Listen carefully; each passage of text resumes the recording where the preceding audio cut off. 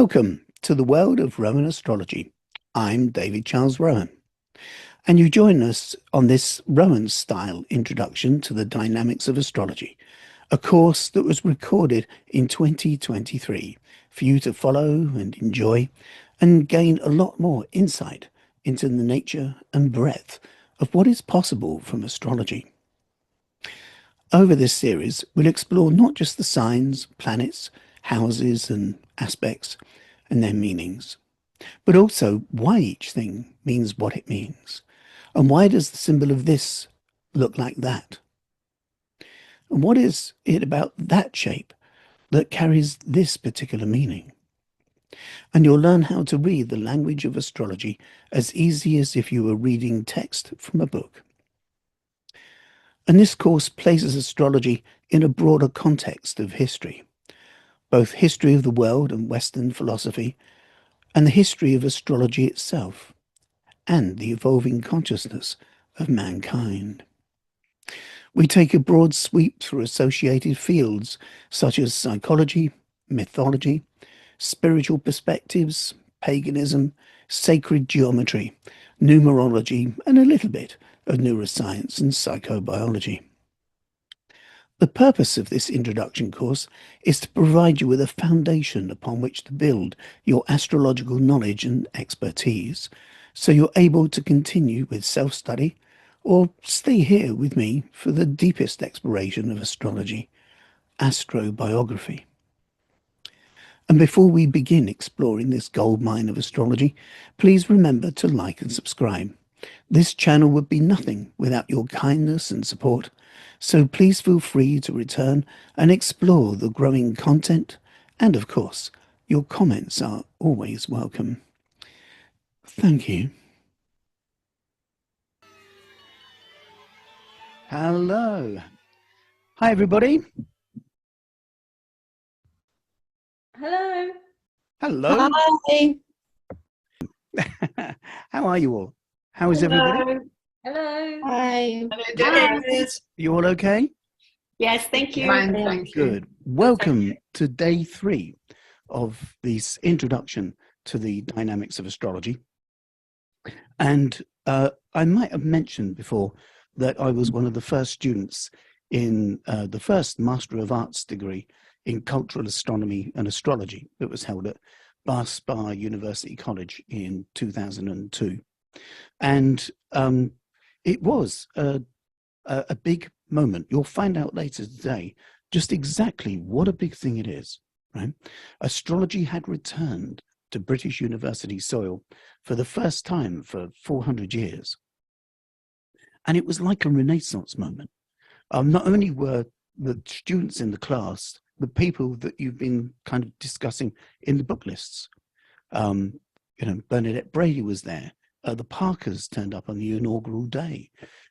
It was really something. And in the spring break, it was decided to have an inaugural conference. Astrologers flew from around the world to attend. They gave us like a hall to kind of use. The place was packed with people. And at that time, the course was being led by Michael York. It had to be led by an academic. And so Michael York was facilitating that, and he became a professor during the course of the course. So he was the world's first professor of astrology. The course director was Nick Campion, who is now associate professor of the course. But Michael York was quite a stylish kind of academic guy. He used to wear kind of like, smart shades and things like this. The auditorium filled up. And he walked up to the lectern. What were the first words going to be at the first conference of astrology in British University soil for 400 years? And he opened with the words, "The universe is big." And what he meant by that was it's big enough to hold lots of ideas, right? And after he did his opening address, we were then going to have the first paper to be delivered in the first academic conference of astrology on British University soil for centuries. What was it going to be about? Was it going to be a lost manuscript rediscovered? Was it going to be a lost technique? Were we going to discover some kind of secret of astrology that none of us had ever known before? What would it be? And a lady strode up to the podium. Her name was Dr. Angela Voss. She's a wonderful person. At that time, she was director of a Master of Arts degree at Kent, Canterbury University in Kent. And you could do, and you might still be running now, a Master of Arts in Tarot and Divination. Yep, you can get a Master of Arts degree in Tarot and Divination. That's what they were doing. And her paper was about labyrinth. Labyrinth. And that notion that in ritual practice, the more often you do your ritual practice, the deeper and deeper your enrichment becomes. So if you were, say, for example, going to follow the pagan wheel of the year, right, and celebrate the turning of spring into summer, you'd find yourself in a woodland grove, and there'll be people, around. You'd be ushered into the sacred grove by an elder in silence. And there'll be a candle here and a candle there, perhaps some incense burning, a sacred fire. You'd hear words you've never heard before. And a couple of years later, you'd be in the queue, for the another Beltane, and there'd be someone new. And you might say to them, well, there'll be some incense here, some candle there. 20 years later, you yourself would usher someone into the sacred grove in silence. So each time we revisit the same thing, our awareness of it becomes deeper and deeper and deeper.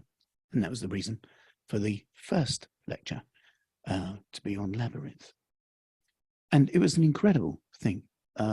Professor Ronald Hutton was there. I don't know if you know Professor Ronald Hutton. He's a professor of history at Bristol University, and he's considered to be the world's foremost knowledgeable person on British paganism. If you are interested in such things, get any of the books by Ronald Hutton, and it's a really rich source of information. And if you ever get a chance to hear Ronald Hutton talk, it's astonishing. Some people say that I'm an eloquent speaker. I'd sound like a barrow boy compared to Ronald Hutton. Now, I did ask all of you to do a particular thing, and that was to have to hand a pen, a normal kind of pen. Has anyone got a pen? Yeah. I have a pen, but it's a felt tip. A pencil will do. It doesn't matter what kind of pen it is, because you're not going to write with it. I just want you to hold it sort of where you can see it, right? Now, yes, this is for illustrative purposes, and I have a question for you, right? And that is this. If you're holding like a normal pen, and you place, say, the sun at one end of the pen and Neptune at the other end of the pen, so that's a scale of planets in our solar system. Where is the nearest star? If this is to scale, how far away in feet, inches, or miles or kilometers would the nearest star be? What do you reckon? I have no idea. If our solar system is that scale, where's the nearest star? How far away? In the centre. Sorry? In the centre. Well, that's where our sun is, but where's the nearest star to? I thought the sun was the star. That's a star, but there are billions of stars. So not including our sun, where is the next nearest star? Infinity. Sorry? Infinity?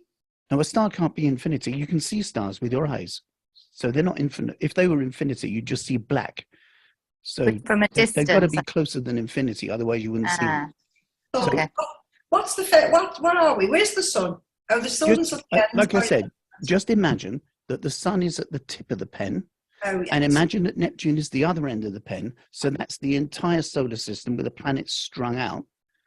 Where would the nearest star be in feet, inches, kilometers, or miles? Are you right? You're asking in terms of distance. Okay. Yes, yeah. This is a to-scale map of the solar system. So where is the nearest star in this scaling? What do you reckon? Wiggle that. Do you reckon it's a couple of feet away from your pen? Do you reckon the nearest star would be like, the other side of the room? Kilometers? Sorry? Kilometers? A kilometer away. A couple? That's a long distance, isn't it? Yeah. Yeah. Any other takers? Shorter than a kilometer? Further than a kilometer? Well, we can see One them. flip over. Sorry? No, I'm thinking out loud. Yeah, but what did you say? I didn't hear it.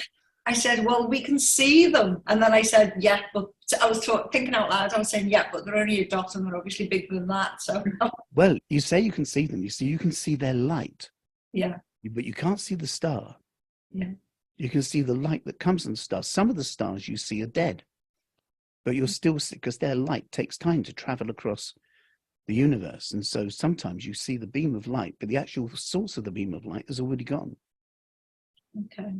Yeah. So I'd say 30 inches. A foot. No, Okay. 30 inches. 30 inches. Oh, right. A meter. Yeah. 30.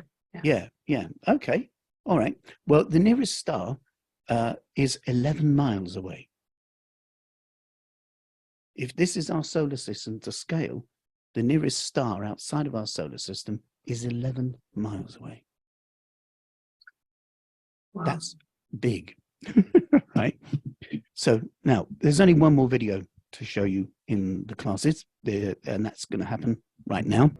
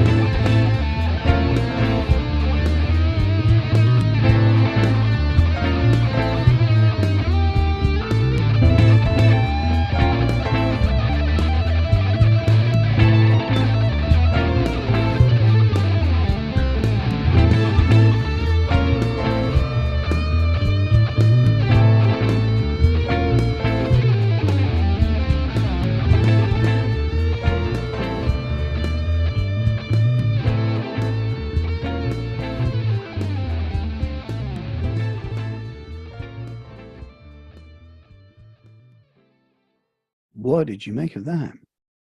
I love the ending. Yeah, And it is, I don't know if anybody else has that, but it really hurts my brain thinking about it because it's so huge and I just can't wrap my tiny little grey matter around it. Well, yes. I mean, the Yeah, more you the more great. you realize the reality of your reality, that the smaller and smaller and smaller and smaller and smaller we become. Mhm. But at the same time, our value is still very important. You know, every single voice. You know, have you ever thought about the word universe means the one song? Isn't it? It's the one song, the universe. Mhm. And when we That's want to amazing. change something, we literally reverse it, we rewrite it, we reverse it, you know. Wow. And so we are all a voice in the song of creation. And every voice in the song of creation has a value, in my opinion. Yeah. So, Dardstein, talking of Aquarian perspectives, last time we talked about the age of Aquarius, and we were looking at man's relationship with the cosmos. And remember that our relationship with the cosmos, or our relationship with life, has gone through changes. Man's consciousness has kind of adapted and changed somewhat. We can now, represent imagery in 3D rather than 2D. And there's something that sociologists call millenniumism. Millenniumism. And that is, each generation tends to think that it's unique, but it's not actually unique, but they think it's unique. And each generation tends to think that it's the vanguard. We are the change. We are the great pioneers, right? Those horrible people, those old people, those crusties, they've ruined it all, right? We are the pioneers. We're going forwards. No one's ever done it like us. A lot of people have that kind of thing. And so the reason I keep laughing is Nick Campion told me something once. And that was, we were talking about kind of New Age perspectives and New Age philosophy and things. And he said that, that's a common thing, he says. In 999 AD, the whole of Christendom, all the theologians were kind of full of excitement, because in the Bible, it says that one day in the eyes of God is 1,000 years in the eyes of man. Right? And so 1000 AD must be one day in the eyes of God. Right? And when Jesus went up on a beam of light, it says in the Bible that he said, I shall be back tomorrow, or I'll return tomorrow. That must be 1000 AD. So all through Christendom, people started to pay penance. They wore hair shirts. They gave away their gold. They let free their serfs and all this sort of thing. And then nothing happened. And so in 1001 AD, there was a spike in the suicide rate across Christendom, across Europe. And then the theologians said, no, we made a mistake. Jesus was 33 when he did his work, so it must be 1000. So in 1034, there was a spike in the suicide rate again, when people realized that their buying heaven wasn't really working. And you see these sorts of things, the 2012 thing, etc., etc. So people look for something. And this sense that, we are the great change. Are we the great change? Or is change something that's actually quite common amongst humanity? Now I know that our technology kind of races ahead, our intellect races ahead. But there are some things that don't change. I was driving to London one day, and a person I was with just switched the radio on Radio 4, and they were doing this talk. And it's like you come in halfway through a conversation and you're not quite sure what they're talking about, So this voice just said, and young people are intimidating elderly people. They stand on street corners. They talk in their own kind of language. And the law enforcement officers don't know what to do. And then he said, and this report on gun crime was from 1684. Right? You think, what? And they just invented the musket, the flintlock musket. And so these young men would have doubloon trousers with extra long pockets to put their musket things in, with big kind of shoulder pad things. And they're kind of giving it large on street corners, and the older people don't know what to do with this. And they said, this is either a social problem we don't know how to deal with yet, or once something's invented, mankind just kind of rolls things along. And I thought, yeah, if, Shakespeare is the great bard. If you talk to actors, they just swoon over the words. I'm a poet. I love the words of that man, how he could craft English in such a way. But if we are in a space of evolution, where are the better writers? How come the best writers 400 years ago? Where's the evolution? I reckon if you could float a little camera back to a Paleolithic campfire, you'd find exactly the same kind of dynamics going on. There'd be an in crowd, there'd be an out crowd, there'd be him playing up with her, that one's doing the thing with power over them. Humanity just seems to be pretty much the same. It just, the context changes and the technology changes. Now, if you could go back just a few hundred years, to say the beginning of the 19th century, or even slightly earlier than that, you would discover that it had been calculated the age of the Earth. Now, I know that we have our modern contemporary science, and we know lots of things with our wonderful science. But there was a man, he was the Bishop of Belfast. He was called James Ussher, and he was around from 1581 to 1656. And he was in the Church of Ireland at Armagh, and he figured out the date of the Earth. Now, in the Bible, it says so-and-so begat so-and-so begat so-and-so begat so-and-so, and it gives their lifespans, apparently. I'm not that familiar with it, but apparently that's what it is. So he just kind of reverse engineered it. He worked it out from 0 AD and went back. And the date that he came up with was the 22nd of October, 2004 BC. And that was the official date of the beginning of the Earth in Christendom. Since then, the Earth began on the at 6 p.m. on the 22nd of October, 4004 BC. And around the time that he was calculating that, it was considered that the Greeks were the height of civilization. From there we get democracy. From there we had, the games, right? The Greeks were it in terms of thought, in terms of intellectual pursuit. Some other things began to change fairly soon. In 1798, Napoleon, oh, by the way, I think I might have a picture of, there's our friend, there he is. That's the age of the Earth calculator, James Ussher. Yes, now, in 1778, Napoleon landed with some forces in Egypt to invade Egypt. He had 400 ships.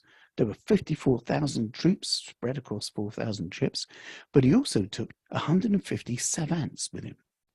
Does anybody, you all know what a savant is? A servant, I imagine. Somebody super smart. That's right. They're people often autistic, on the autistic spectrum, who have aptitude or an intellect that is incredibly high. Not just in the top 2% of Inmensa, but in the top 1% of possibility. Right? And he took 150 of these scientists, engineers, and scholars whose responsibility was to capture not just Egyptian soil and territory, but culture and history. There's a picture of Napoleon's forces just by one of the pyramids. The military invasion was a failure. We managed to rout the French out of there. But the scholarly one was a great success beyond anyone's expectations. Ancient Egypt was discovered, and the temples and tombs of Luxor and Dendro and the Valley of the Kings, these places were measured, mapped, and drawn, recorded in meticulous detail. And it was almost as if as they blew the sand of the desert away, this civilization rose up out of the dust of the desert. And that confused the world because everyone thought Greece was it. Now suddenly there's this other thing that's older. And the world view started to change. One of the things that was discovered was this. This is the Rosetta Stone. I take it, does everyone know what the Rosetta Stone is? Have you heard of this before? Yes. Yeah? Yeah.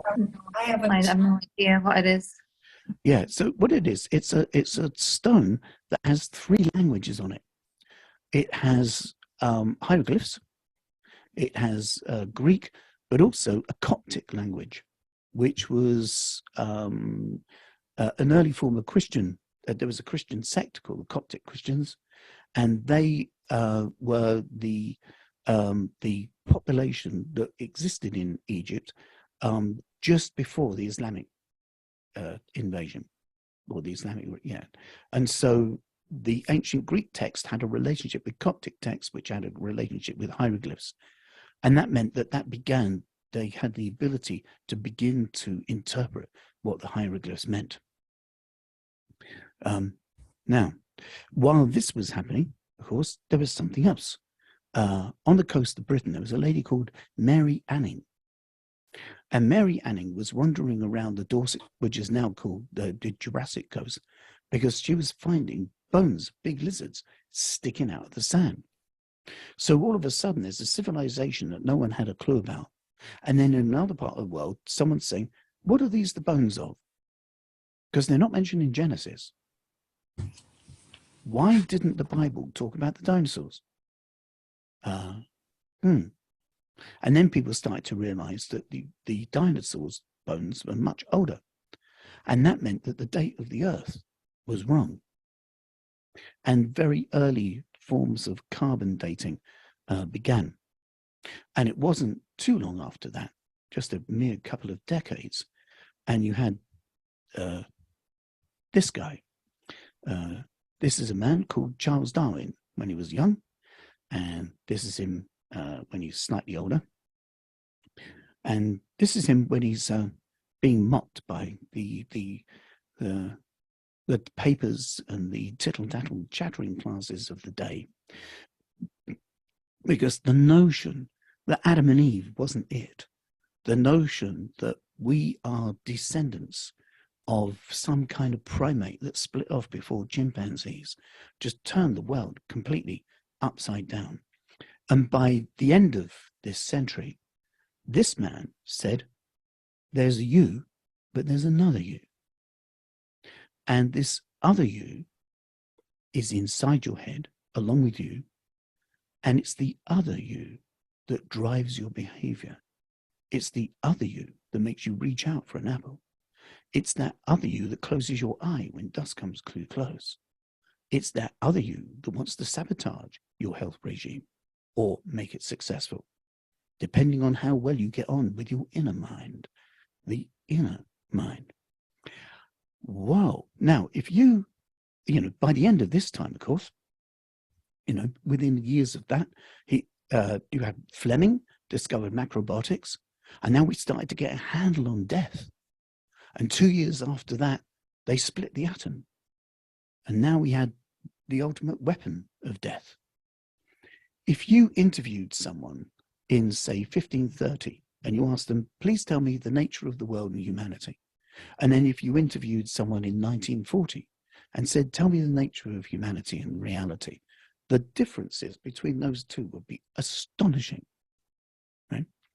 So I know that we think that we are, the generation of great change, but there have been others as well. So perhaps we're part of a longer story, a broader narrative, a deeper narrative perhaps, than just our niche kind of little sort of lensing. The reason for talking about this, of course, is to place some things in a broader context. I mentioned before that what I'm going to be showing you through the whole of this course is to use astrology to get a window into the inside of an individual rather than just look at them from the outside like a zoologist. And of course, through the lenses of logos and mythos. Last time we had some myths, the Hydra and death standing in the crowd, and of course Eris with a golden apple. This time there's going to be a little bit more of a leaning on scientia, on logos. So there'll be some facts and data and things, right? But for your right brains, there'll still be some stories, right? We do like our stories. And after tea break, we'll be discussing a rumor as well and see whether or not the rumor holds true. Now, I mentioned before that philosophers don't take necessarily notice of things like accuracy and facts because they're interested in ideas and notions. And at the same time, there are other people who believe that sometimes certain myths and rumors are actual facts themselves. Is the Loch Ness Monster a fact or a myth or a rumor or an illusion? And it could be any of those, couldn't it? Really? In one sense, we hope they find it to show us that it's true, but in another sense, we hope they don't find it because we want Nessie to be fine, right? Yes, it's the adult Santa Claus in a sense. Another kind of adult Santa Claus, which is a bit odd, is a thing called the Flat Earth Society. Have you ever heard of the Flat Earth Society? Yes, I was, no? You haven't? Right. Okay. Well, there are some people who believe the Earth is flat, and I was unceremoniously unfriended and blocked by a friend 2 years ago because they are a flat Earth person, and they said, "How's your round Earth life?" in a message. So I said, "How's your flat life?" Block, gone. And I thought, well, the Flat Earth Society itself had a beginning. It began in the 19th century by a guy called Samuel Rowbotham. And he wrote a paper called The Inconsistency of Modern Astronomy and Its Opposition to the Scriptures, which argued that the Bible, alongside our senses, supported the idea that the Earth was flat and immovable, and its essential truths should not be set aside for a system based wholly on conjecture. So he considered that astronomy was conjecture and the Bible was the truth. And because they disagreed, the Bible must be the thing that you go with. Therefore, the Earth is flat and never moves. And that stuck with some people. But we're going to drift back a bit before that, first of all, because there were some people who were looking at these round objects way back in history, back in times of Babylon. Babylon was a city in Mesopotamia. This is a piece of cuneiform tablet. It's in the British Museum. It's called the Tablet of Venus. And it denotes 1,600 in different astronomical events and their correlatory events on Earth. And this is the first record we have. There might have been earlier ones, but it's the earliest one that we have at the moment. And like I said, it's circa 1750 BC. Some of the events were preposterous, like if this planet is over here and that one's over here and this one's on your head, then it means that you're turning into a donkey. So some of them are obviously kind of philosophical notions, but it is a record of correlating the sky with the ground, the celestial sphere with human behavior. It's rather cool. Now, in 332 BC, Alexander the Great took his armies across the entire known world and they invaded Mesopotamia. And so what they found in Mesopotamia, they took back to Greece, and then the Greeks kind of added things to it. They added the idea of a horizon. They added the idea, they changed the zodiac itself. The original Babylonian zodiac is different to the Greek one. Still the same notion of the sky being divided into 12 bits. The idea that we have so many days in the year and things, that all comes from the Babylonian priests. They were brilliant. Babylonian astrology is not necessarily easy to read because you have to kind of think in a different cultured way. But it is very, very astonishing. The amount of accuracy and the depth that they went to, without our modern instrumentation. Now, there's a table of planetary motion, which is called an ephemeris. So I began my astrological life as a person who would calculate birth charts by hand. Not you guys, you got it so easy with the computer technology thing. Just type in the details and bing, there's a chart. But in the old days, you had to kind of pore over kind of tables and things like this, calculate it all by hand, draw it out by hand. And a table of planetary positions is called an ephemeris. So you can buy an ephemeris for the 20th century and the 21st century, and it's like having a big chunky telephone book. And you can look up anyone's date of birth in the last century or this century, and it will tell you the sign of the zodiac and the degree of, say, the sun and the moon and Mercury, etc., on any particular day at midday. You can also get them for midnight or noon, right? And they're brilliant because that's the basis of calculating charts. And the first one of those that we know of was in 308 BC, a long time ago. Now, a question for you, right? Who discovered that the world is round? Christopher Columbus, was it? Did somebody say Columbus? I'm sure somebody said Columbus. I just heard it. Yes. Right. Well, this is he. This is Christopher Columbus. And he didn't actually predict that the world was round. He said that in 1492, he predicted he'd make landfall. This is the charting map that he took. All right. Now, another question for you then. Have you heard of a story called Rip Van Winkle? Yes, but I have no idea what it's about. Okay. Yes, I have to. Yeah. How about another one called The Legend of Sleepy Hollow? Heard of it. Don't know what it's Yeah. about. Yeah. Okay. Now, they were written by a man called Washington Irving. Washington Irving was an American author. He wrote stories. One of the stories he wrote was called The Life and Voyages of Christopher Columbus, a fiction work. A fiction work. So this fiction work floated about the planet in a way that we would now call it went viral. Right? My teacher at school told me that Christopher Columbus, and they thought they were gone over the flat earth and you'd fall off the edge, that was a fact. But it wasn't. It comes from a fiction work by this guy called Washington Irving. What Columbus did was they went over uncharted waters. You see, even when I was astonished when I found this, when the Napoleonic Wars happened, when the HMS Victory was, at the great battle of Trafalgar, the seamen couldn't swim. A lot of the people in the Navy were press ganged. So have you ever been in a pub and you've seen like tankards with a glass at the bottom of a tankard? Do you know why there's glass at the bottom of a tankard? No? Well, they used to do a thing called press ganging, right? Which meant that sometimes you come out of a pub tavern drunk on the quayside and they'd bash you on the head, drag you into the ship, and you wake up, you're at sea.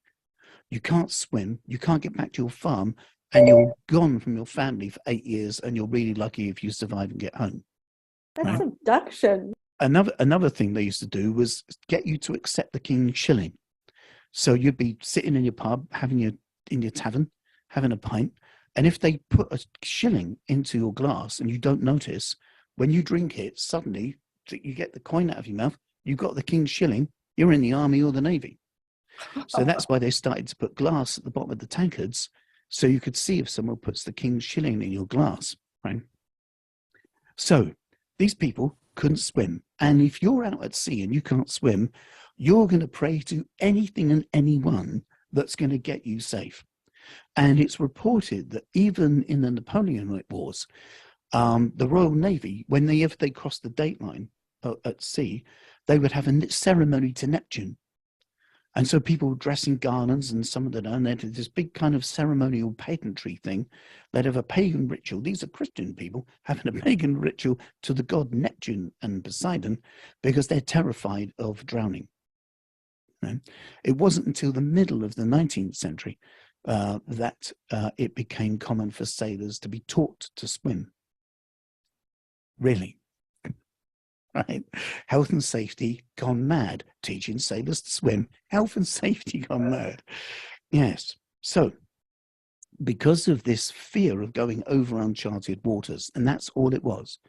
They weren't going somewhere where it was non-existent. It was just a new piece of water to go through, and all the crew were nervous because they didn't know what was, they were going to bump into.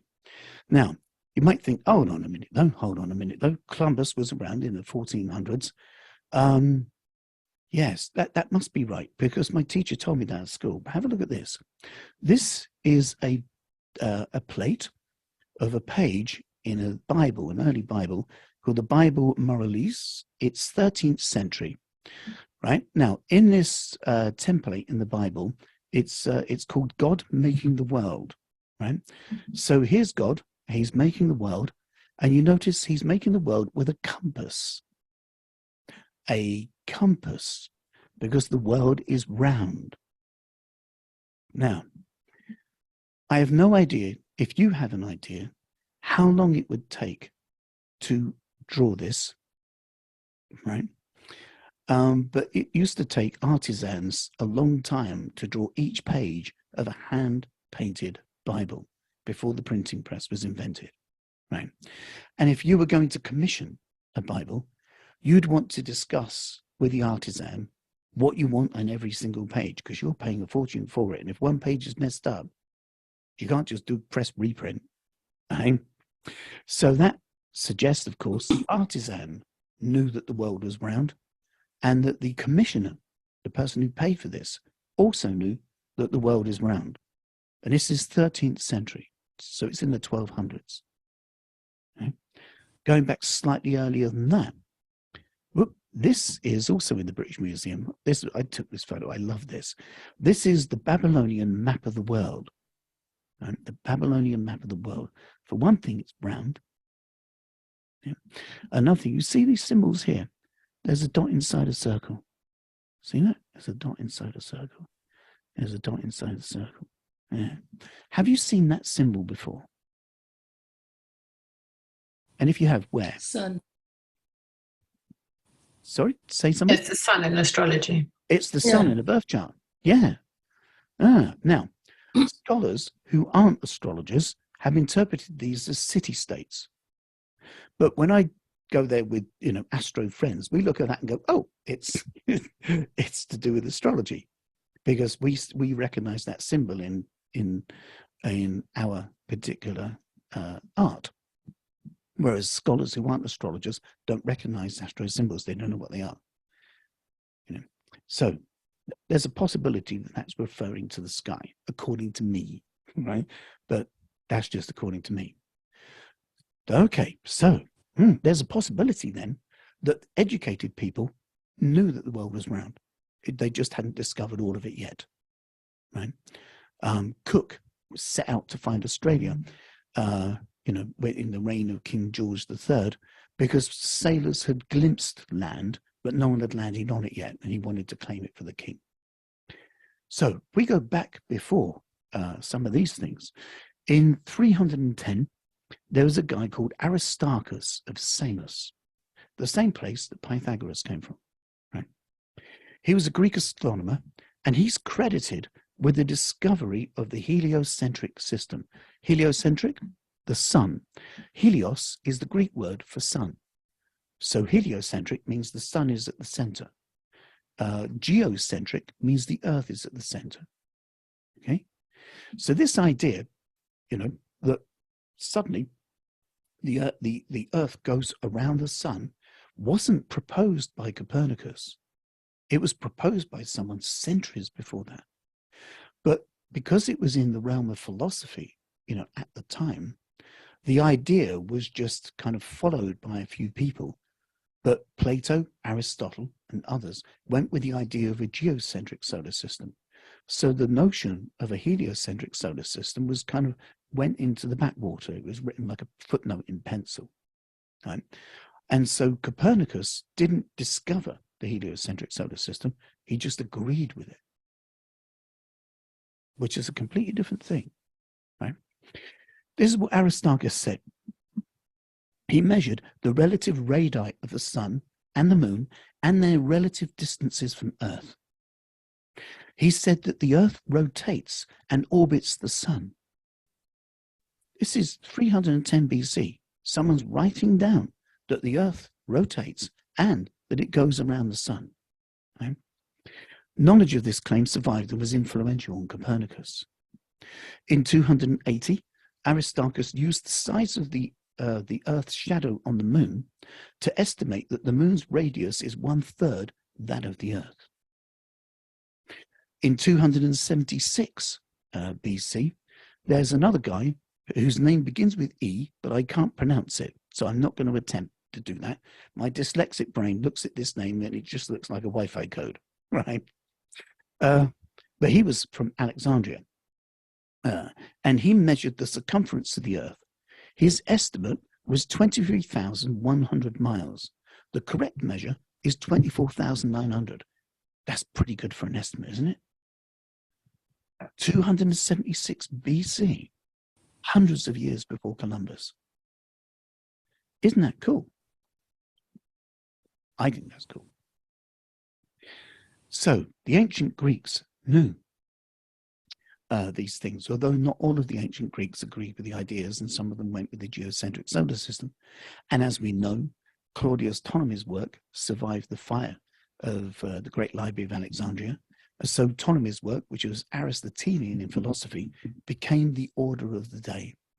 And so for 1500 years, all astrology was using Aristotelian logic and ideas, or Aristotelian philosophy, as its template, by virtue of the writings of Claudius Ptolemy. And it survived in that way. And that's a strange thing, because you might have heard of the notion that, certain religions, the desert religions, the Abrahamic religions, do tend to persecute people who are different to them. It's just something that happens, right? We live in a world where we're very aware of, if you're Jewish, you're either a Jew or you're a Gentile. If you're Christian, you're either a Christian or you're a heretic. If you're Islamic, you're either a believer or you're an infidel or a kafir, right? And so throughout history, the Abrahamic religions have persecuted anyone who was different to them, even people inside their own framework. And we'll talk about that more later. But one thing that they couldn't persecute was the astrologers. You see, in the times when astronomy and astrology were the same thing, astrologers were necessary because the most kind of celebrated, if you like, the most important festival in the Christian calendar is Easter. Now, Christmas Day is the same day every year. No problem with that. We all know when it's Christmas.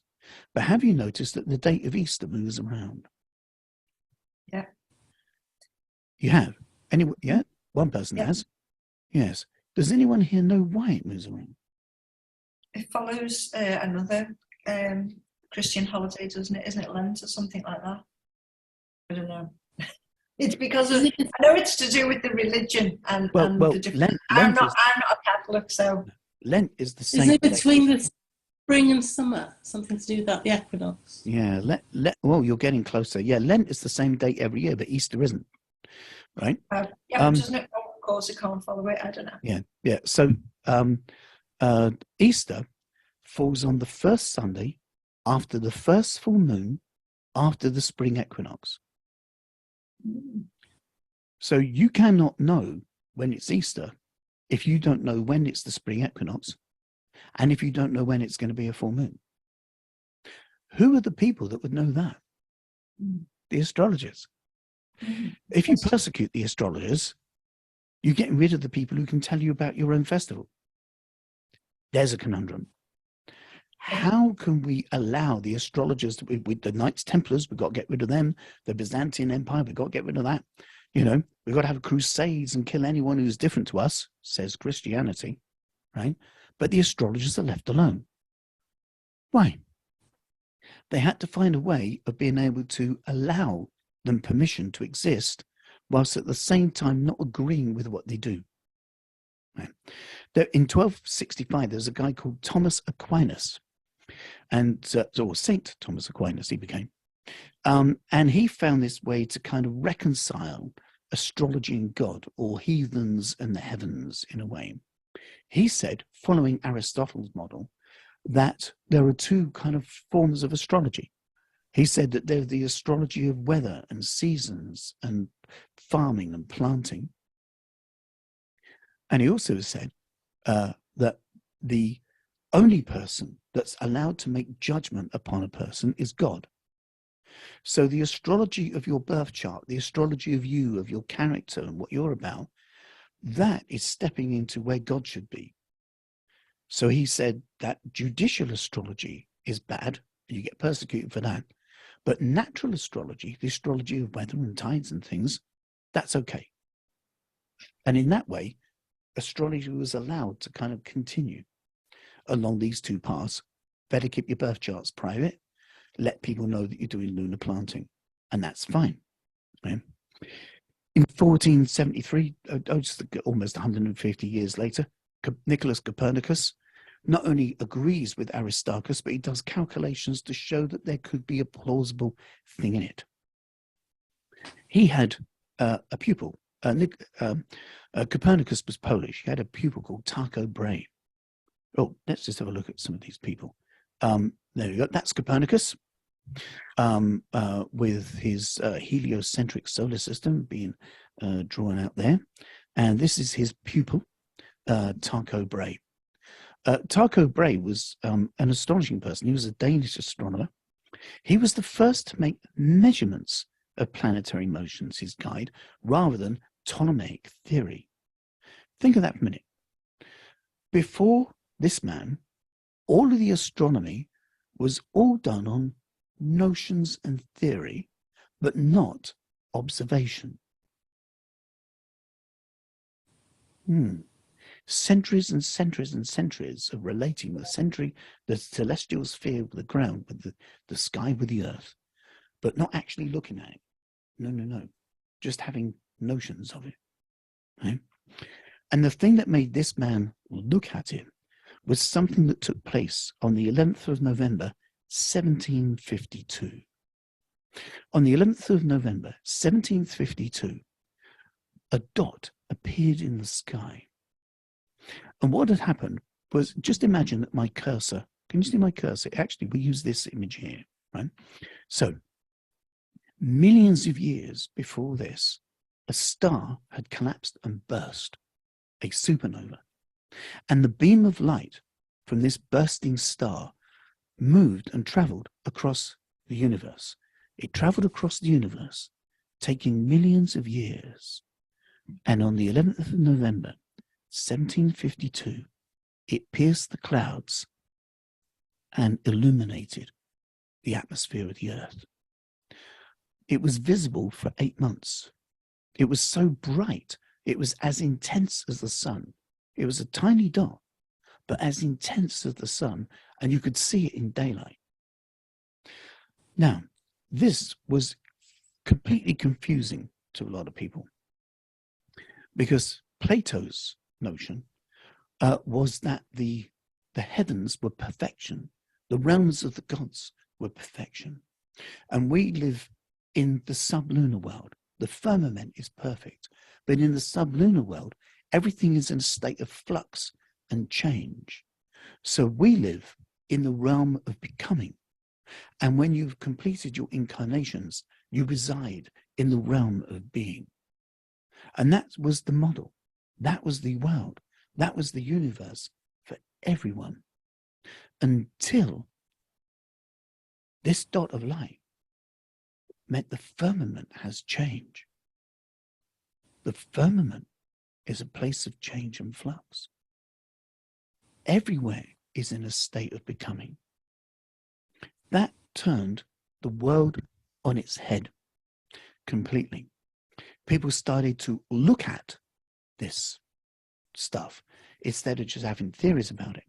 One man, Galileo of Galilee, in the late 1500s, early 1600s, got some of this new polished glass, put it through two of them in a tube, and he saw this. Oh, this is him, by the way. There's Galileo of Galilee. Galileo, and he saw this. I saw this too. This is the first time I looked through a decent telescope. There's Jupiter, and these are the 4 moons that Galileo saw. There's Io, Europa, Ganymede, and Callisto. And this was I looked through this telescope at a kind of an astronomy event, and a guy called Andy Burns put the camera on it, and he gave me a copy of the picture. And I said, if ever I show anybody this picture, I would always mention his name. So there you go. Andy Burns of Wiltshire Astronomy Society. A beautiful photograph of the 4 largest moons of Jupiter. Galileo didn't know there were going to be more that could be found as well. So Galileo went with Copernicus.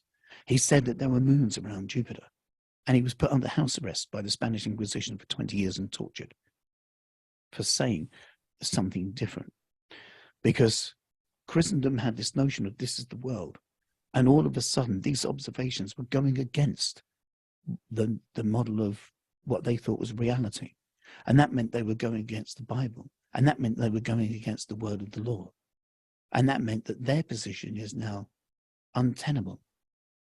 And that's bad, especially if you want to keep control of your power, right? Wasn't too long, it was probably around that time, that the printing press was developed. And Gothenburg's printing press disseminated information out of control of the church. You know, up until that time, all information was controlled by the monasteries. You know, you could only read because you went to school or you went to an abbey or a monastery. That's how you learned to read.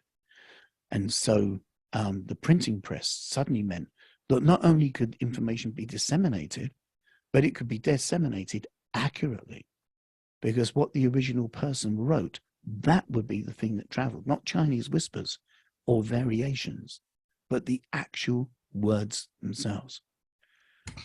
That's astonishing. That gave everyone the power of knowledge, everyone the power of word. A complete change in society. In 1570s, there was a man born called Johann Kepler. Johann Kepler was another astrologer and astronomer. He was a practicing astrologer. And he did calculations looking at Tycho Brahe's work and looking at Copernicus's work as well. And he proposed his laws of planetary motion. And he showed and demonstrated that the heliocentric solar system works, that planets orbit the sun in elliptic orbits and not perfect circles. And he also found that he could accurately explain the phenomena of retrograde motion, which you might remember from the last class. Oh, so what does all this have to do with astrology? This is giving you background, but also giving you some background in terms of how things have changed and where they've become. In 1556, now I'm going to read this out because this is, I think this is quite appalling, frankly. Some of the things that medieval people did weren't very nice in our world now. We can look at some of their practices, like how they treated cats in taverns and things, and be quite appalled. But there was a chap called Francis Bacon. I don't know if you heard of him. And he was kind of at the beginning of the scientific revolution. This kind of change, you know, if you think of the master and his emissary, the idea that the right brain now starts to become pushed into the background and the left brain becomes increasingly more potent, increasingly more salient. This is what he said, that he introduced a preference for empiricism, which means to observe, and induction over Aristotelian deductive logic. Aristotelian deductive logic is, I have two eyes, a duck has two eyes, therefore I'm a duck. Aristotelian logic, right? No, he started to look at things rather than just do these kind of logic things around things. He advocated experimental method, which strangely was in part a viewpoint that was influenced by ceremonial magic. Remember, this is a time of alchemy. Right? Bacon believed the point of knowledge is power, especially over nature. He was anthropocentric. He was also highly misogynic, and his rhetoric was masculine and rapine. He said, and I quote, or he advised true sons of knowledge to penetrate further in order to conquer and subdue nature.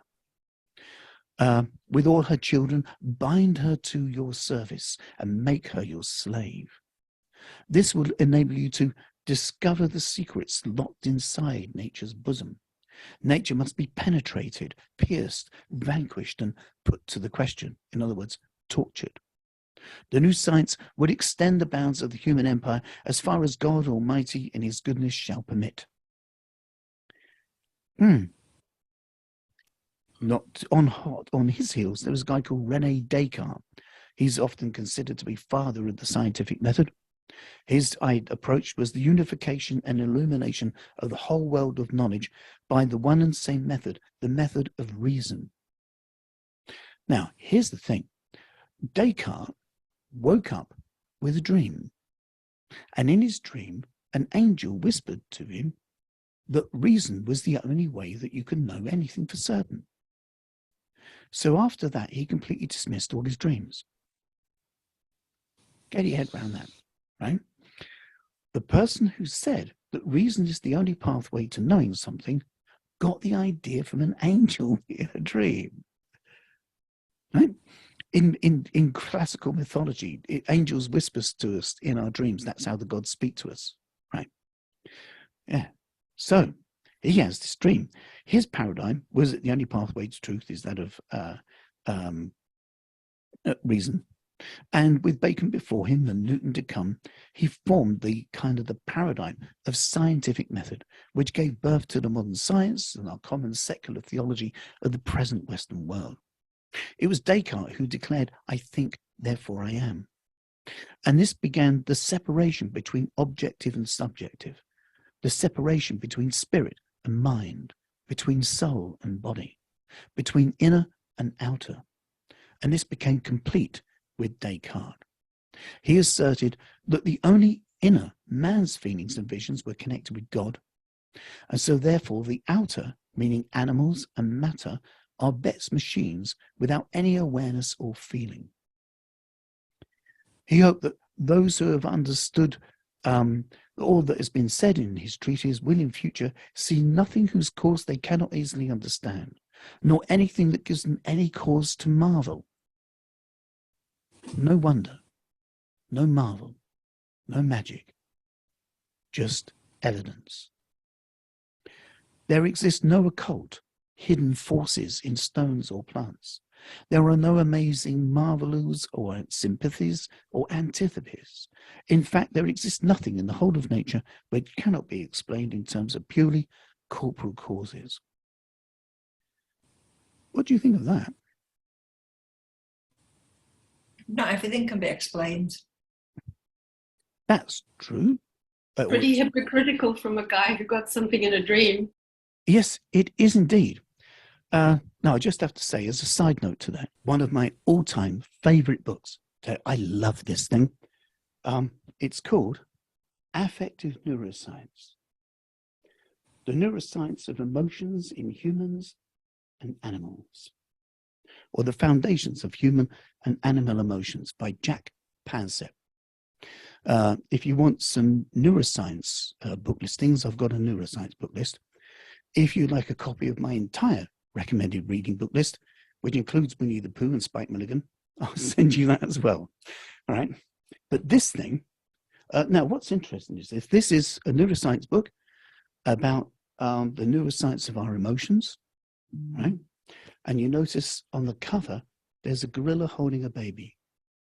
This is a book about human emotions, about human neuroscience, and the cover has a gorilla holding her baby, right? Because we share the same neurobiology. We have the same emotions: joy, bereavement, loss, grief, anxiety, pleasure, anticipation. The only thing is that as a human being, my conscious awareness can have a very rich sense of cognitive understanding and articulation of my emotions. And other primates haven't necessarily got the same breadth of conscious awareness. They still feel the same feelings, but they're not necessarily able to articulate it to themselves or maybe to the world. I can't speak camel language. I don't know if a camel knows that it's upset or not, but I do know it has the same biology, in the same neurobiology. So the feelings of upset that I have in my body are the same as the feelings of upset that a camel will have in its body if some kind of disaster happened to it. It just can't tell you. That's all. This thing proves it. This is science. It's so landmark, this book, that one of the early chapters is on, there has to be a review on vivisection in the light of this work. There is a movement that I fully endorse at the moment, which is to have the United Nations declare all upper primates as non-human persons so that they cannot be tortured anymore in laboratories. That's where science goes. It's actually gone full circle. Like sentient beings, right? There's more and more stuff coming out about protecting sentient beings. Indeed. In fact, any creature that's got a cortex and a spinal cord can feel the feelings we feel. They can't necessarily tell you, but that's what happens. Dogs get bereavement. Dogs suffer. Dogs have joy, right? You can see it. People say cats have personalities. They do, right? I haven't eaten meat for 32 years because I don't eat my friends. I'm not a cannibal. That's how I see it, right? Yes, it's fascinating stuff. There's one of the neuroscience books I've got. It's called Descartes' Error, and that's written by a neuroscientist. One of the things I had to research on my MSc was the neuroscience of the self. There is no neuroreferent for the perpendicular pronoun, the sense of I. There isn't a part of your brain that is the I region. It's not there. So if you looked at, one of the things I found was, if you looked at a description of a human, say by a 13th century shaman, and then you look at a description of what it is to be a human by a modern neuroscientist, they're the same. In between the 13th century and now, there's been this kind of the rationalisms, which haven't necessarily taken into account, although there is a bit of a peculiar thing. Isaac Newton, born in 1642, he came up with the idea of gravity. Right? He came up with the idea of gravity. Some people say that he was the first scientist, but others say he was the last magician. You see, because have you ever have you ever seen gravity? I don't mean it's working, but I mean seen gravity. No, have you ever heard it? No, I never heard it. You ever spelt gravity? No. So it is an occult theorem. It's a hidden force. Occult means hidden. He was the last. It's not in the sense that, what about something like arthritis and creaking bones? I mean, at one level, that's the skeletal system giving in to gravitational forces. Yeah, you can see you can drop an egg onto the floor. You can see the effect of gravity. So you see the effect of it. Yeah, but you can't see the gravity itself, or hear the gravity itself. Can you see the wind? Only the effects of the wind you can see. You can't see it. Indeed, like oxygen, we can breathe it in and out, but you can't see it. Yeah. So, an occult theorem, gravity. It can't be seen or touched or felt, but it's a theorem. So in that sense, now Newton is famous for also coming up with calculus. Did you know? I don't know if you know that he came up with calculus. Amazing man. He wrote more on alchemy than he did on science. He was a practicing astrologer. Alchemists had to be astrologers, you see, because alchemists did their rituals according to what's called the planetary hours. It was said that each day of the week, I'm sure you know, of course, that our days of the week are named after Nordic gods. You know that, don't you? So Sunday is named after the sun, Monday is named after the moon, Tuesday is named after anybody? Tuesday is named after the Nordic god Tuis, which is synonymous with the Greek Ares and the Roman Mars, day of works of action. Wednesday is named after Woden, Woden's day, synonymous with the Greek Hermes and the Roman Mercury, day of works of letters. Thursday is named after Thor, Thor's day, synonymous with the Greek Zeus and the Roman Jupiter, day of works of adventure and great learning. Friday is named after Freya, Freya's day, synonymous with the Greek Aphrodite and the Roman Venus, day of works of love. And each hour in the daylight was also divided as well.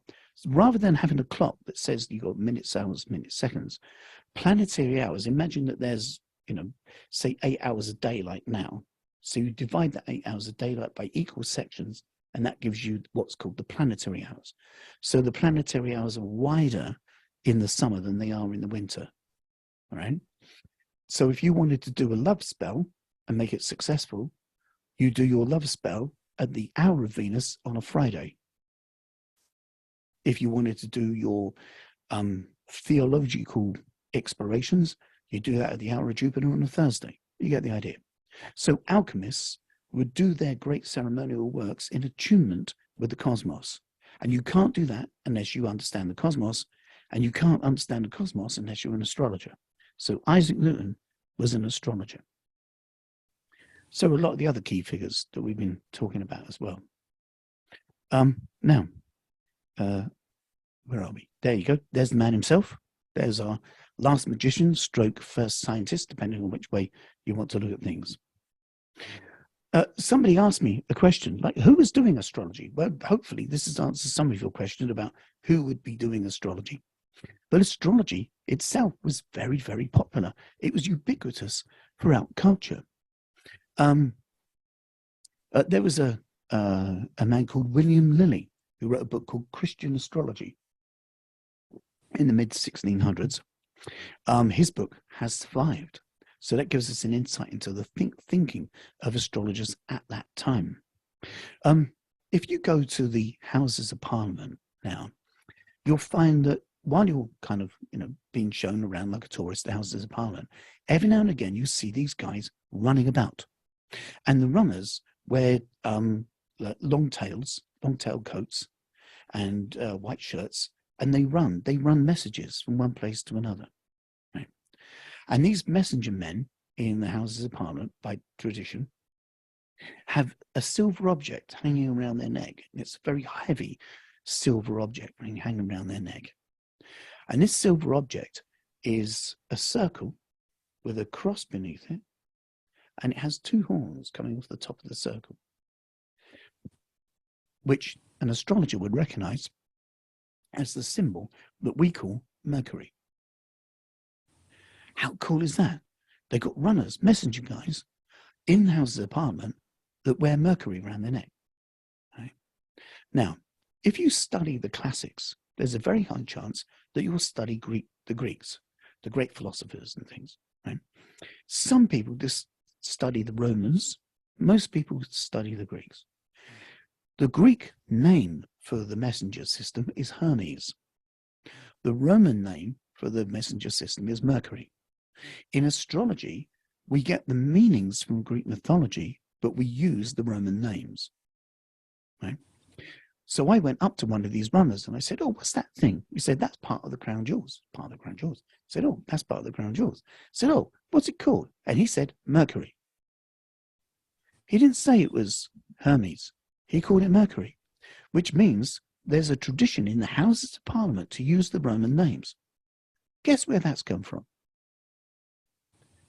Right? It doesn't come from the scholars, because they would use the Greek ones. There used to be residential astrologers in Parliament. Yes, I did say that. There were resident astrologers in Parliament. If you look at Chaucer, Chaucer has the lady declaring her Venus standing on a table. If you look at Shakespeare, in As You Like It, they make offerings at the Temple of Mars before they go and do their shenanigans. Right? The most famous love story of all, Romeo and Juliet, opens with the line, "They were star-crossed lovers." Have you ever noticed that before? They were star-crossed lovers, meaning that between their charts, planets were square. Challenge. The opening sentence of the most famous love story in the English language begins with astrology. I don't know if you've noticed that. You might not have noticed that, but it does. Right? So, astrology was ubiquitous. It was everywhere. Right? But people didn't like it.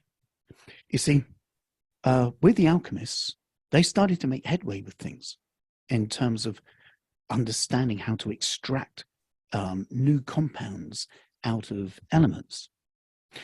And their ability to be able to do this started this kind of new wave of rationalism. And so if you get alchemy and you remove the philosophy, what you've got left is chemistry. Chemistry comes from alchemy.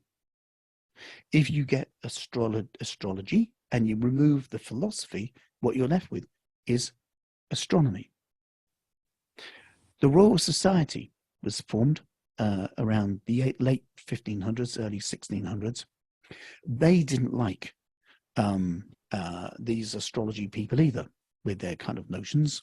The Christian church didn't really like it, but because of the rationalists, the Christian church now didn't need the astrologers anymore, because the rationalists could tell them when it was going to be Easter. How to get rid of the astrologers then? And the way they did it was because of the English Civil War. See, when the English Civil War began, the astrologers were asked, who will win, the king or parliament? The astrologers who sided with the king were discredited when they cut the king's head off. But those who sided with parliament were discredited when the monarchy was restored, which didn't need much. And the astrologers were kicked out of parliament and kicked out of universities in 1671 and went into a backwater. In the following century, in the 1700s, there was a speaker of the day called Cadbury. He said astrology is only for women, farmers, and the vulgar. Just to let you know who's using astrology. Women, farmers, and the vulgar. How upsetting is that? Right? In 1824, there was a chap called Raphael. He called himself Raphael, and he started to make astrology popular again. I don't normally show people this in intro courses, but I want to share this with you. This box. Isn't that nice? It's got a nice zodiac in the box. Inside, there is this. I don't know if you can see that. Yeah. It says, A Manual of Astrology, the Book of the Stars, Celestial Science or the Art of Foretelling Future Events, with 3 elegant coloured engravings. This is 1826, I think it is. And no, it's 1827. And this is, it's hand painted. Can you see that? Isn't that beautiful? That is the eclipse of the moon, November the 3rd, 1827. The eclipse of the moon, November the 3rd, 1827, painted. There's a nice little, another little kind of engraving thing there. It says, A Manual of Astrology, a Book of the Stars, being the art of foretelling future events, be the influence of majestic bodies, by Raphael. It's rather cool. I use this as a document for my history paper. I did a review of it. That's how birth charts used to look. Birth charts used to be drawn square. And they were called a figure. I'll put this back in its precious box in a moment. So Raphael made astrology popular again. Alan Leo, I mentioned him last time. He started the idea of character and sun signs. That was picked up by a newspaper called the Daily Mail at the birth of Princess Margaret. And they printed her birth chart on the front page of the Daily Mail, the birth of Princess Margaret, and that started the newspaper popularity of sun sign astrology. Just David, can I just interrupt you? So back in history, do you think the witches that were burnt at the stake, would they have been astrologers or into astrology? Would that be part of the reason why they were? I'd highly recommend Ronald Hutton's books on this, Pagan Britain, The Witches, and also The Triumph of the Moon as well. And that would answer all your questions on that. But in a nutshell, witchcraft as it is, as Ronald Hutton would say, Wicca is the only religion that England's given to the world. Wicca began in 1951 by a guy called, what was his name? Gerald Gardner started it, right? Before that, there were cunning folk. And cunning folk would do what we now call head witchery, right? In fact, a lot of the things that the cunning folk did have now passed into what's called complementary medicine that you find in your local clinic in the high street. So reflexology, aromatherapy, herbalism, astrology, tarot reading, hypnosis, hypnotherapy, counseling, all of that stuff are the tools of the cunning folk. The notions of what some people think of as, witchcraft, drawing a circle, all that stuff, has its roots in ceremonial magic. but they were using all the planets. And one thing you find about that's interesting about Wicca and its contemporary offshoots is that they tend to ignore the sky and only look at the sun and the moon.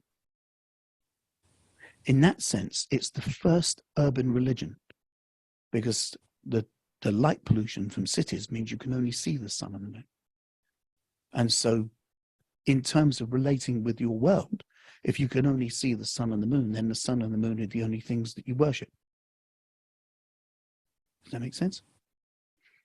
You know, so I talked to Ronald Hutton once about doing a PhD exploring what happened to the sky, because you know, I did a paper called "Do Modern Pagans Use Astrology?"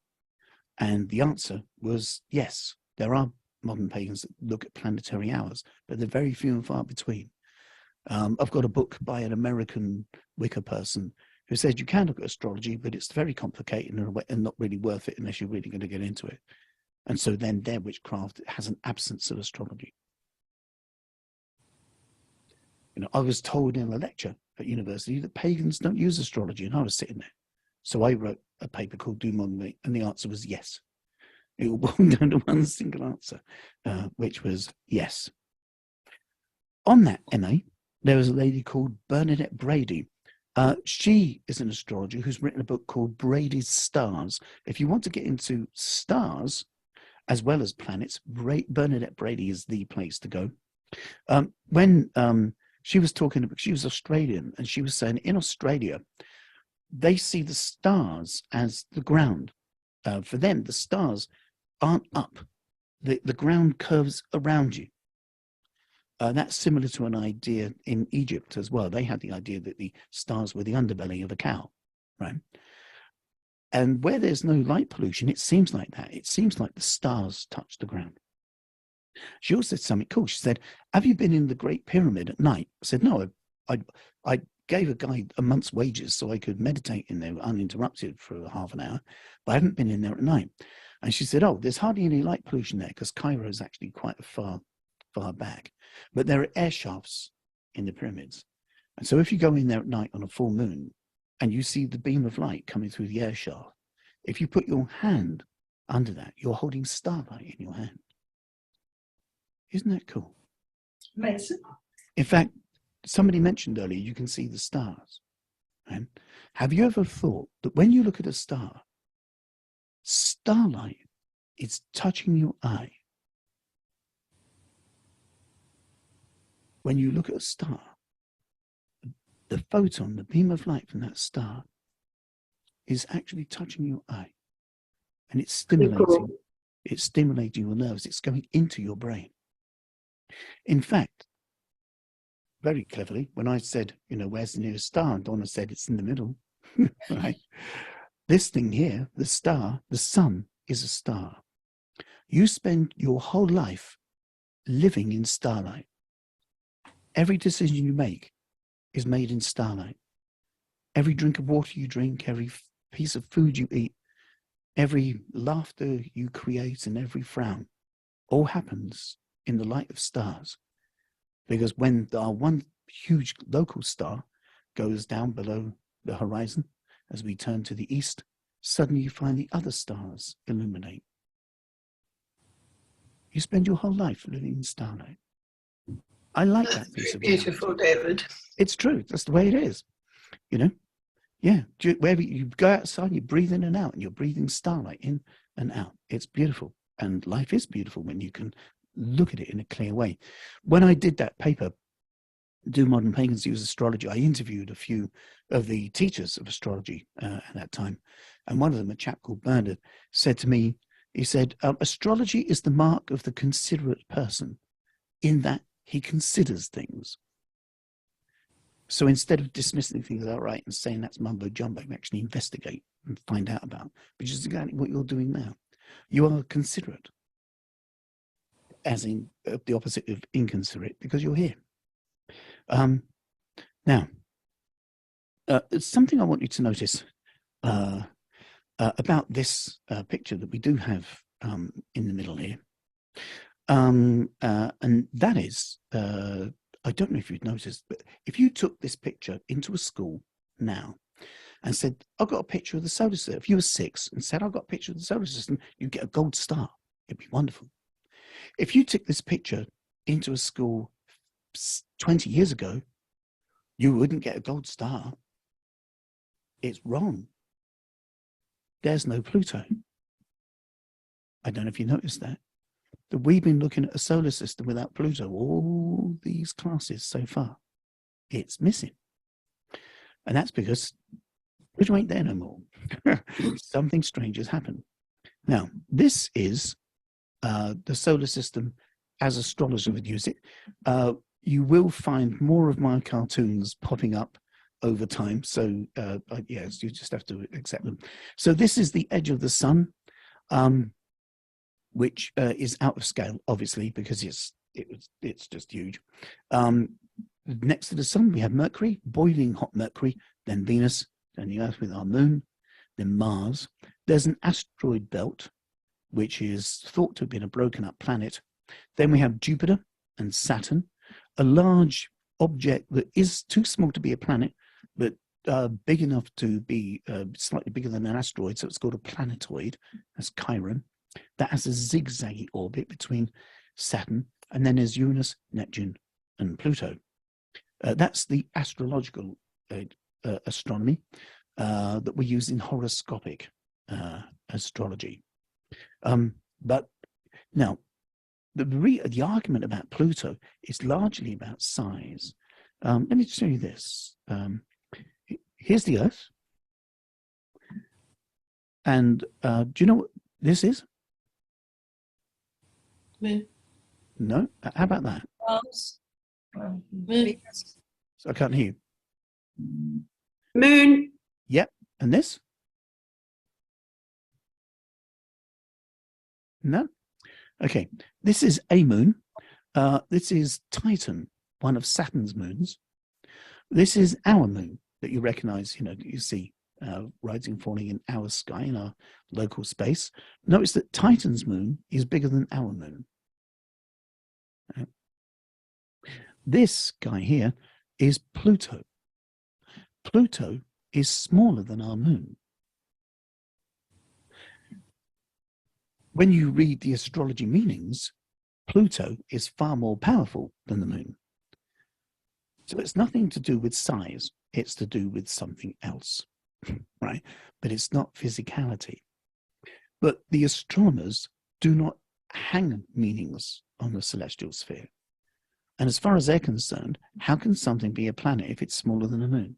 And this guy here it was called Sedna. It's got a different name now. Right? Tiny compared to this, tiny also compared to Titan. Now, on the 16th of August, 2006, for a reason I can't remember now, I was watching ITV news, and there was an announcement. It said, dong, the Plutons are coming. Dong, so-and-so, so-and-so. And I went, what? The Plutons are coming. It was like something out of Captain Scarlet when I was a kid, right? The Plutons are coming.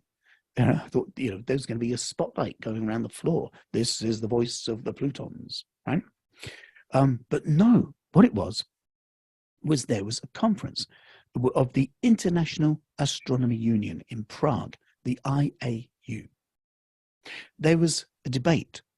Should Pluto be considered a planet or not? There were 1,000 delegates at the debate, but only 400 people voted. 600 people were locked out of the debate. And this is what they said. Hold on, here's our thing here. They said the definition of a planet. A planet is an object that is in orbit around the sun, or in other words, any star, right? An orbit around a star. We know about exoplanets now. So it has sufficient mass to assume hydrostatic equilibrium. Hydrostatic equilibrium, it pulls it into a ball, right? So when you look at a comet or an asteroid, they're higgledy-piggledy shaped, yeah? And they're a higgledy-piggledy shape because they're not dense enough for everything to be crushed, pulled into the shape of a sphere. They also said because Pluto inconveniently orbits with another large object called Charon, right? And they revolve around each other like that. In fact, their point of gravity is the epicenter between the two. They're actually a system in a sense, right? Charon's slightly smaller than Pluto. And so they considered that what they wanted to describe to get rid of Pluto was it must clear its neighborhood around its orbit. But we've got a moon going around us. So by that definition, the Earth isn't a planet. There's a lot of debate around this, right? A lot of very heated debate around this. So they had these other ideas. There's a non-satellite body fulfilling the first of these criteria, and they called them a dwarf planet. So Pluto and Charon both became dwarf planets. We're going to talk about that in a little bit as well. So now this is, hold on, where's my thing here? I just got to move that so I can go to the next picture. This is the birth chart of the moment of the vote. Just to show you astrologically, in astrology, do you remember I mentioned that Saturn is the crystallizing process? So Saturn represents rock, something that takes form in the physical world. And Neptune, do you remember Neptune in the beaker as the dissolving factor? Like celestial disprin, right? Okay, now at the moment that a vote was taken about whether or not a piece of rock in space is a planet or not took place when Neptune, the planet of confusion, idealism, and also delusion and dissolution, was opposing Saturn, the planet of rock. So there's a possibility that an error was made. Another thing that happened was in Prague, where the conference was being held, there wasn't a cafeteria or restaurant in the venue. So all the delegates had to go out into Prague and disseminate across the city. They were in cafes, they were in bars, they were in restaurants, various places. They decided to have the vote the minute that lunchtime ended. So they called the vote. People were notified, but they didn't get back to the hall in time. And it's thought that that was a deliberate action to sway the vote. This would kind of suggest that, yes, there was something funny going on. So we, from now on, are going to have our solar system that looks like this, and there's our little plutonic friend up there. Can I just ask a question? Yes. So why would they sway it? What's the benefit of that? We're going to get to that now, or at least after, yes, a little bit of it now, a little bit after lunch as well. I just want to kind of show you these sort of ideas. Now, I'd like to have a look at this. This is what's called the heliosphere. So what we did with our pen, the entire size of our star with our planets, is this here in the middle. Can you see these light swirls in the center here? Yep, that's what we think of as our solar system. This, all of this in this picture here is that in the center. The ball around it is the extent of the sun's magnetic field. Now, do you remember I mentioned that the light that comes off the sun is called the solar wind, because the light that comes off the sun is beams of particles called photons being blasted out of the sun's core, right? And this solar wind, this is an artist's impression of the extent of the solar wind. In 1977 and 1978, two little craft were launched from the Earth called Voyager 1 and Voyager 2. In 2015, Voyager 1 left the heliosphere and entered into stellar space. This boundary line here is where the light of the sun meets the light of other stars. A little bit like the way that a river meets the estuary before it goes into the sea. Isn't that cool? Obviously, this isn't the picture, it's an artist's impression, right? Because you'd have to get out of to look back and get a picture. But Voyager 1 is still functioning. It takes a long time for its signal to come back but it is still, we think it's still functioning. And Voyager 2 has now left the heliosphere and gone out into interstellar space. If you could see the light of the sun, if you could see the solar wind when you looked at the night sky or looked at the solar system, it would look like that. So you'd see kind of planets swimming in a sea of light.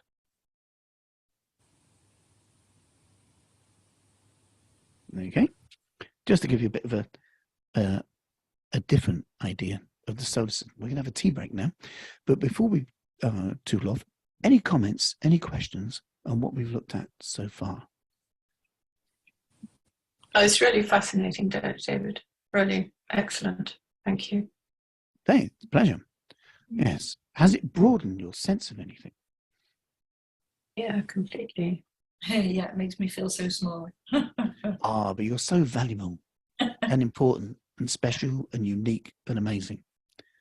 Yeah. I think what it did for me is that it's been around for so long, you know, that there were elements of the astrology so far back. It just it boggles me that we're not being taught it at school now, you know, considering how long this has been around. You know? Well, yes. Well, remember that the church wanted to get rid of the astrology because it goes against God, in that God, instead of God making everything happen, now you can look at the celestial sphere and get an idea of things. You know, I'm just surprised that they just didn't lump them into God made the stars as well. You know, that could have been. Oh, they did. Yes. Well, that's where Thomas Aquinas. That's where Thomas Aquinas talked about, you know, natural astrology of winds and of planting and things, but not of making a judgment of a person. Yeah. And also that it's still, you know, that it's still, you know, even now, even though you can do, you know, studies at university, it's still on the sidelines. It is. Yeah, although I have to say, in the last 20 years, Nick Campion, like a little kind of Master of Arts machine, has been churning out loads and loads of people with Master of Arts in astrology. What's also been happening with that as well is that all the research that these students have been doing have amassed a huge body of work in the last 20 years. You know, there are a lot of PhDs. When I was doing the MA, there were only 3 people in the world that had a PhD with astrology as its topic. There now are at least 20 of them. Wow. Which is phenomenal, you know? I think my only criticism, and also the reason that I've gotten into it more, is I don't think it's very user friendly yet. You know, like it's something that you still have to go and see someone for the detailed reading for sure. But it's like, at the very least, everybody should know their chart and know where the new moon and the full moon lands, you know? Well, yes, although remember that a lot of astrologers, a lot of practicing astrologers kind of use this notion that it's a thing of influence rather than a thing of correlation. Yes. You'll find it's only the academic astrologers that know about the correlation rather than a thing of influence. And because, you know, if as soon as you mention that word, you run into problems. But for example, we had a wonderful lecture on the OA. We are going to have tea in a second, but I'm just going to tell you this bit first because you prompted it, right? By a guy called Jeffrey Cornelius. Isn't that a great name? Jeffrey Cornelius. And he is an astrologer who runs an astrology group called the Company of Astrologers down in the South Coast, around the Brighton area. And they don't look at charts. He looks at astrology as divination. And he came to give us a talk about language. And he said, why is it that the mystical community has got physics envy? It's like they've got white coat syndrome and they've got physics envy, right? You won't find that in poetry, but you do find it in the mystical community. If you wanted to know the truth in ancient Greece, you go to the Temple of Delphi, consult the oracles. If you want to know the truth in 13th century Ipswich, you go to a wooden church and ask the bishop. If you want to know the truth post 1700s, you go to the laboratory. Science, right? Now, in antiquity, the dynamics of what one might think of as the orientation of one's psychology looking outwards and the orientation of one's psychology looking inwards, or attention, right, was given the names masculine and feminine. Because sunlight is direct and moonlight is reflective, right? And we all have the sun and moon in our chart, so we're all kind of, those two things. When electricity started to become established as a phenomenon, because people didn't know what it was before, it was actually understood at a certain point in history.